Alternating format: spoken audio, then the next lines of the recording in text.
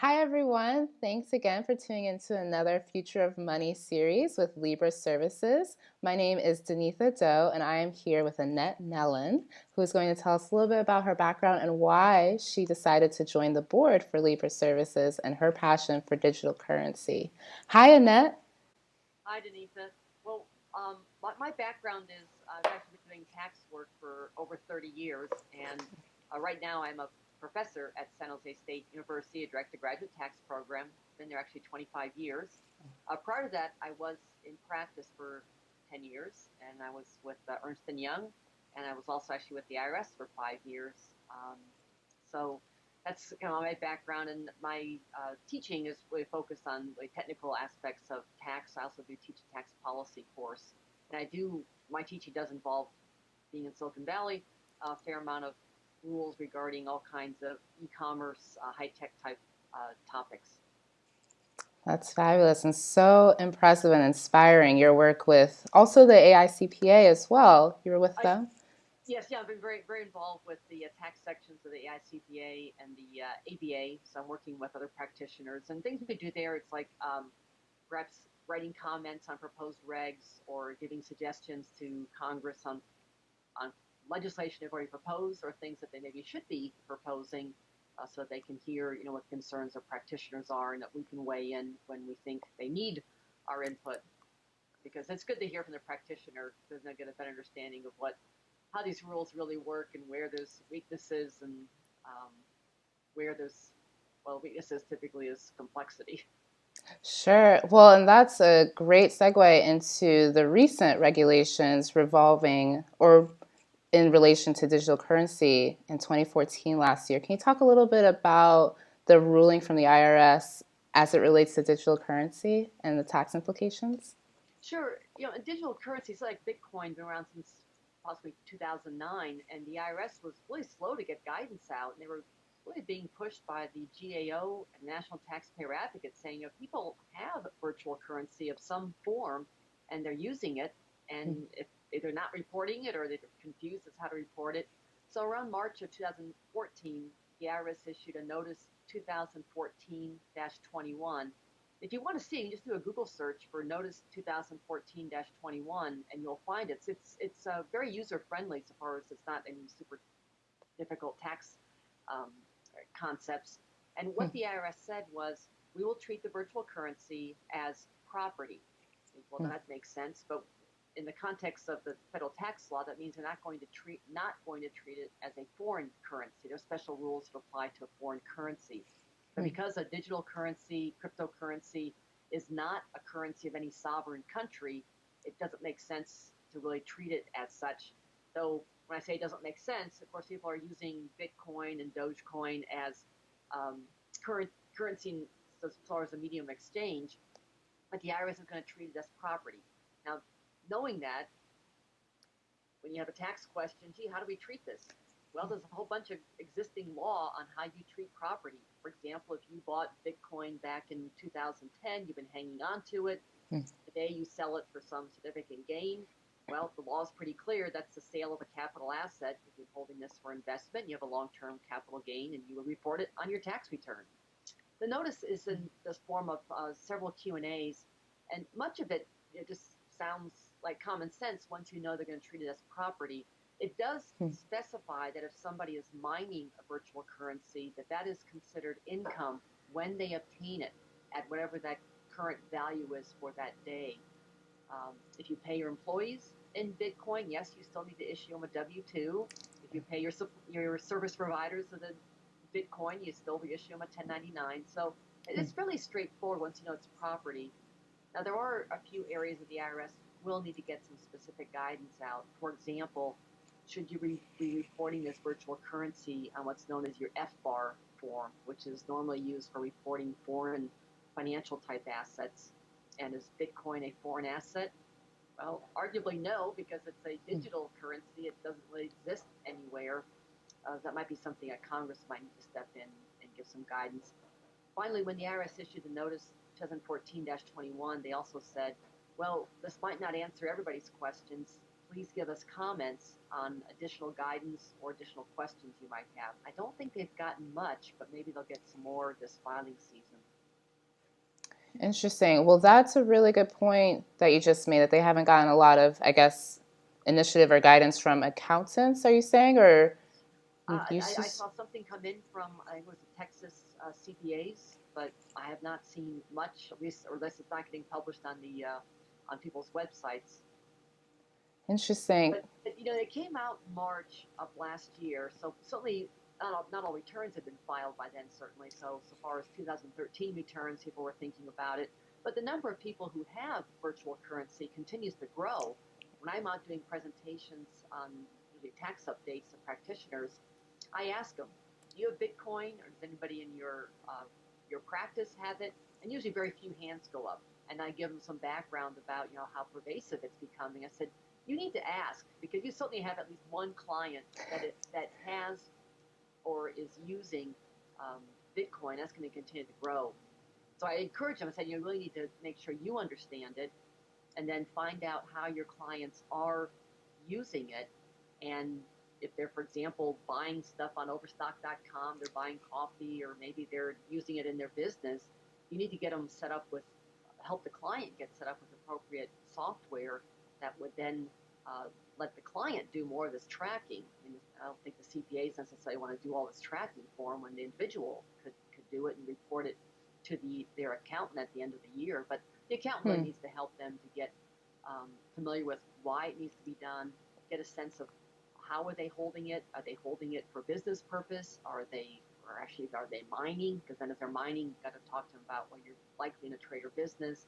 So the accountant Hmm. should have some initial discussion with them. But so far as the tracking, every time you use the Bitcoin, you are going to have a gain or loss, and you need to be tracking all of that, short term, long term, and how much was it every time you use your virtual currency.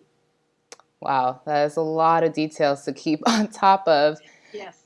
And your website, 21stcenturytaxation.com, has some really good resources for accountants that are interested in learning more about this area, as well as I think you do some webinars as well on cryptocurrency and tax implications. What are some of the misconceptions that you've heard, particularly from other CPAs or financial professionals, as it relates to Bitcoin or digital or virtual currency? Well, thanks for mentioning the website. Actually, this 21stcentury.com website started back in 2007 as a way to just try and I was trying to push along a policy discussion, which I continue to do, because I really like to see our tax systems, both state and federal, move into the 21st century and Hmm. make sure following principles of good tax policy and really reflecting the way we currently live and do business, because a lot of aspects of our tax system are as if we're still back in the industrial era, which generally hurts the economy to not update these items.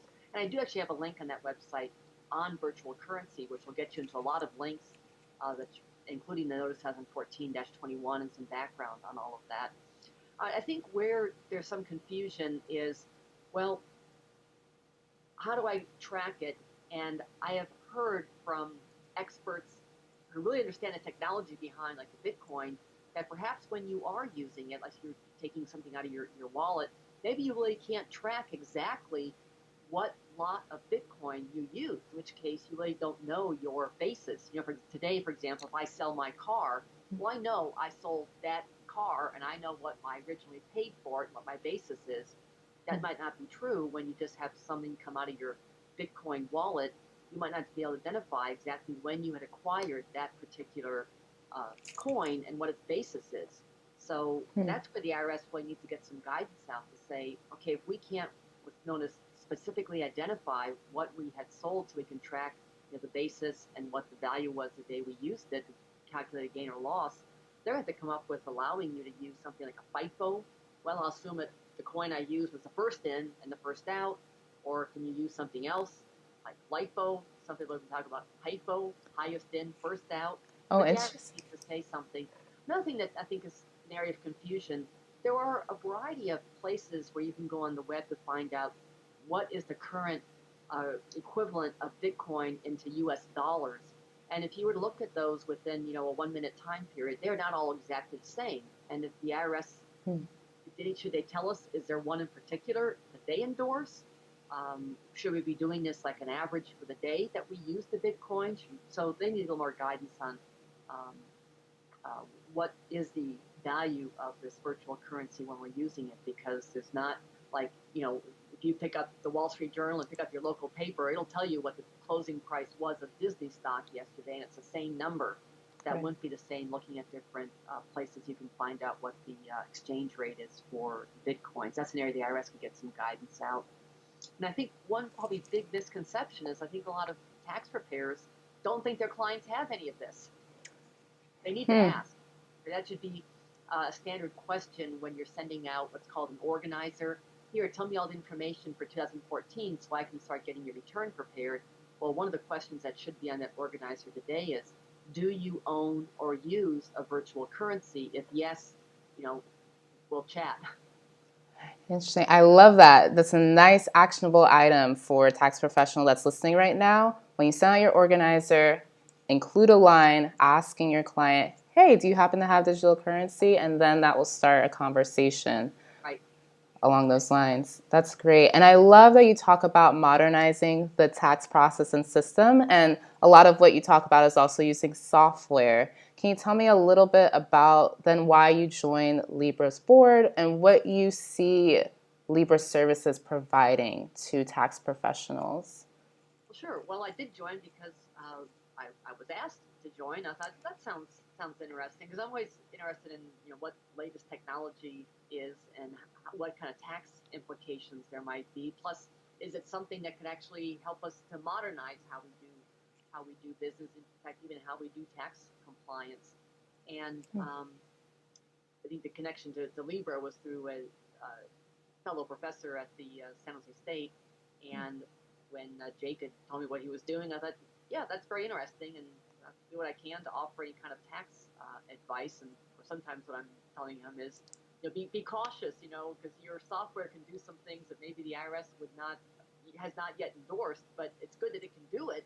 Just put a caution that the IRS has not yet said, can you use FIFO or LIFO or specific identification? So I think that's useful. But he's really developed a really excellent tool and very timely, because my comment earlier about the tax preparers do not want to be doing all this tracking for their clients. They need to get the clients on board to understand it, and they get the software so they can just give their preparer, hey, I use this software, and this is what I did during the year to make sure I was tracking all of my Bitcoin use, and here's my final number so far as every time I used it.